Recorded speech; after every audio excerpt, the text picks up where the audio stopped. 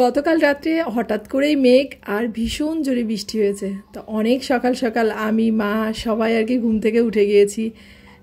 শুধু আমি মা ওঠেনি, আশেপাশে যারা আছে সবাই উঠে গিয়েছে, কারণ রাত্রে অনেক বৃষ্টি হয়েছে। আর বৃষ্টি হলে চারিদিকে দেখা যায় যে যে আমের সময় আম পড়ে, তারপরে গাছগাছালির ডাল ভেঙে যায়। তো সে কারণেই অনেক সকাল সকাল ঘুম থেকে উঠেছে। তো আমার আগেও মা উঠে গেছে, আর মা উঠে সে নানা রকম ফুল গাছ লাগিয়ে বেড়াচ্ছে, যেহেতু একটু বৃষ্টি হয়েছে, মাটি নরম হয়েছে।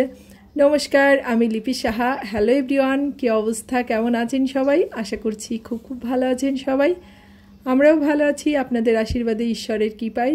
আর আপনারা যেখান থেকে আমার ভিডিওটা দেখছেন সবাইকে অনেক অনেক ওয়েলকাম আমার নতুন আরও একটা ভিডিওতে। আশা করছি ভিডিওটা ভালো লাগবে আপনাদের।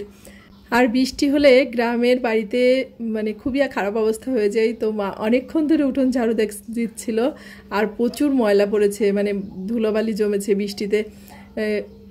খুব একটা জল টল জমে নাই, কারণ ততটাও বৃষ্টি হয়নি, কাদাও হয়নি। তবে কি হয়েছে, গরমটা অনেক পরিমাণে কমেছে। সকালের দিকে তো ভীষণ ঠান্ডা লাগতেছিল। আর এই যে ফুল গাছটাতে দিদিমা ফুল উঠিয়ে নিয়েছে, কারণ দিদিমা সকালবেলা উঠে তার প্রথম কাজ হচ্ছে ফুল ওঠানো। তো সে আর কি ফুল উঠিয়ে বেড়াচ্ছে গাছগুলো থেকে। তো এই গাছগুলো কয়েকদিন পরের থেকে অনেক বেশি ফুল দিবে, খুব সুন্দর হয়েছে। এটা হচ্ছে টগর ফুল গাছ। তো এখানে অল্প পরিমাণে ফুল হয়েছিল, সেগুলো আর কি দিদিমা তুলে নিয়েছে। আর মা পাশে থেকে আরও ফুল আনবে, যেহেতু অল্প হয়েছে। আর বৃষ্টি অনেক হয়েছে, কিন্তু গাছের থেকে কিন্তু একটাও আম পড়েনি আর কি, আম পাওয়া যায়নি। তো কত সুন্দর নিচে নিচে আম হয়ে রয়েছে। আর ভেবেছিলাম বুঝি অনেক আম পড়বে বৃষ্টির মধ্যে, কিন্তু সেরকম কিছুই হয়নি। আর পাশে যে লেবু গাছটা, এই লেবু গাছে কিন্তু এত পরিমাণে লেবু হয়েছে, লেবু ছাড়া কিন্তু পাতা দেখা যাচ্ছে না। তো এই লেবুগুলোতে কিন্তু রসটা খুবই কম, আর 10-15 দিন হলে রসটা আর কি ভরে যাবে। কিন্তু এই লেবুর ঘ্রাণেই কিন্তু ভাতটা খেতে অনেক ভালো লাগে। তো আমি এখান থেকে ভাবছি যে 2টা লেবু নিয়ে নিব। এই যে লেবুর সাইজটা এরকমটা হয়েছে, কিন্তু ফ্লেভারটা অসাধারণ। আমি ভাবছি যখন এই লেবুগুলো বড় হবে তখন গাছে মানে লেবু ছাড়া আর কিছুই দেখা যাবে না, ডালপালা। তো প্রচুর প্রচুর লেবু হয়েছে। তারপরে এদিকে বাগানের দিকে গিয়েছিলাম। একটা দাঁতন আনতে, কারণ আমার অস্ট্রেলিক অ্যাসেল দাঁতন দিয়ে দাঁত মাজতে ভীষণই ভালো লাগে। তো কোথাও খুঁজেই পাচ্ছিলাম না। তো শেষমেশ বাগানের মধ্যে যেই আর কি আনতে হলো। তো এই যে এই গাছের ডাল, এটা দিয়ে কিন্তু আম পাকানো যায়, আবার এটা দিয়ে দাঁতও মাজানো যায়। আমি ছোটোবেলায় দেখতাম যখন গাছের থেকে অনেক আম পেড়ে নিয়ে আসতো, তখন খাটের নিচেই গাছের এই পাতাগুলো বিছিয়ে দিয়ে তার উপরে আম রেখে দিত। আমগুলো খুব দ্রুত পেকে যেত। আর বাবা সকালবেলা বাজার নিয়ে চলে আসছে 2 রকমের মাছ, পুঁটি মাছ আর পাবদা মাছ নিয়ে আসছে। তো মা এদিকে স্নান করার আগে মাছগুলোকে কেটে নিচ্ছে। আর আমারও স্বপ্নিলের জন্য নাস্তা এনেছে। আর ভাই যেহেতু নিরামিষ খাবে, তাই ও আর কি এই নাস্তাটা খাবে না। তো আমি আর স্বপ্নিল একটু নাস্তা খেয়ে নিব। আর আপনাদের সাথে একটা জিনিস শেয়ার করব। আমি বাড়িতে আসার পরেই যেই বাগানের মধ্যে বসে আমি আমার ভয়েস ওভারটা দিই, কারণ যেহেতু আমাদের রাস্তার সাইডে বাড়ি, প্রচুর গাড়ি যাওয়া আসা করে আর প্রচুর পরিমাণে সাউন্ড, তাই সবসময় এই বাঁশবাগানের মধ্যে এসেই আমি ভয়েস ওভারটা দিই। আর আপনাদের একটা জিনিস দেখাই, আপনারা কখনো এটা খেয়েছেন কিনা জানি না। এই যে বাঁশের এই কচি পাতা, যেগুলো আর কি পাতাগুলো ছড়ায় না, মুড়িয়ে থাকে, তখন এই অবস্থায় টান দিলে কিন্তু এই সাদা অংশটা বের হয়ে আসে। আর সেটা কিন্তু খেতে বেশ ভালো হয়, মিষ্টি মিষ্টি হয়। তো আমরা ছোটোবেলায় সবাই তো এগুলো পাল্লাপাল্লি দিয়ে খেতাম গাছ থেকে, মানে বাঁশের ঝাড় থেকে নিয়ে। তো আজকে ভাবছি, হঠাৎ করে মনে পড়েছে, তো স্বপ্নিলের জন্য কয়েকটা নিয়ে যাব, দেখি স্বপ্নিল খায় কিনা।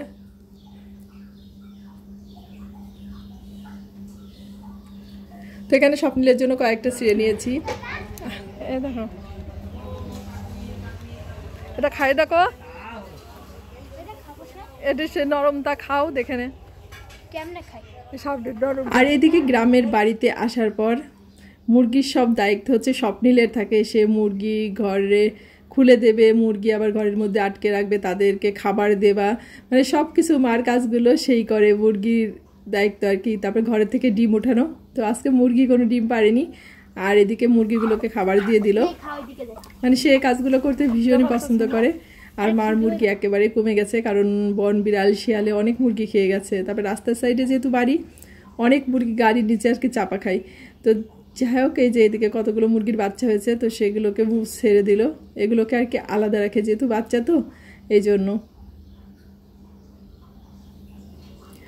তো এদিকে দুপুর হয়ে গেছে, আমি তারপরে স্নানটা করে নিয়েছিলাম। দুপুরে মা রান্না করেছে এই যে পাবদা মাছ আলু দিয়ে, তারপর সেই পুঁটি মাছের সর্ষে দিয়ে রান্না করেছে।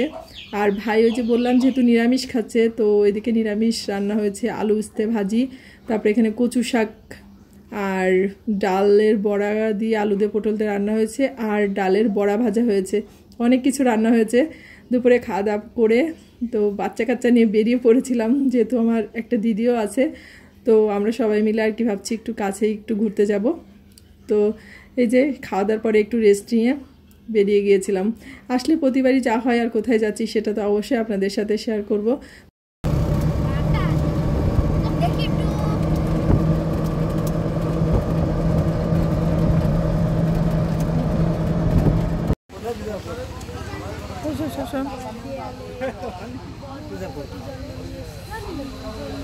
আপনারা দেখেই বুঝতে পারছেন আমরা আসছি এশিয়া মহাদেশের বৃহত্তম বটগাছ এখানে।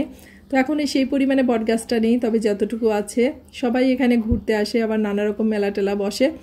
এখানে হচ্ছে আমাদের কালীর একটা থান আছে, মা কালীর, তো এখানে পূজা টুজা দেওয়া হয়। আর বটগাছে এখানে আসবো আর বটগাছে উঠবো না, সেটা কি কখনো হয়?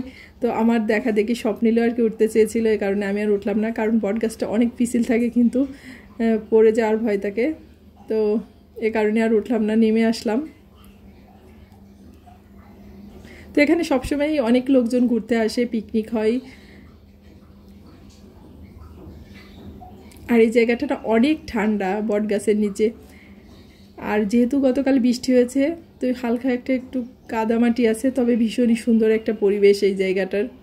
তো এদিকে মা হাঁটতে হাঁটতে ক্লান্ত হয়ে গেছে, সে হচ্ছে এখানে চেয়ারে বসে পড়েছে, আর স্বপ্নিল হচ্ছে বটগাছের উপর শুয়ে পড়েছে। আর যেহেতু সন্ধ্যা হয়ে আসছে, তাই বাড়ি চলে যাব। তো বাড়িতে যাওয়ার আগে আপনাদের একটা জিনিস দেখাই ভাবলাম। তো রাস্তা দিয়ে যখন আমরা হেঁটে আসছিলাম, রাস্তার সাইডে এত সুন্দর এই যে এই ফুল গাছগুলো, মানে এত সুন্দর লাগতেছিল, তো ভিডিওটা না করে আর পারলাম না, তো আপনাদের সাথেও একটুখানি শেয়ার করে দিলাম। তো আজকের ভিডিওটা এ পর্যন্তই। সবাই ভালো থাকবেন, সুস্থ থাকবেন, আর অবশ্যই সাবধানে থাকবেন। আর ভিডিওটার কোথাও যদি ভালো লেগে থাকে অবশ্যই একটা লাইক কমেন্ট করবেন।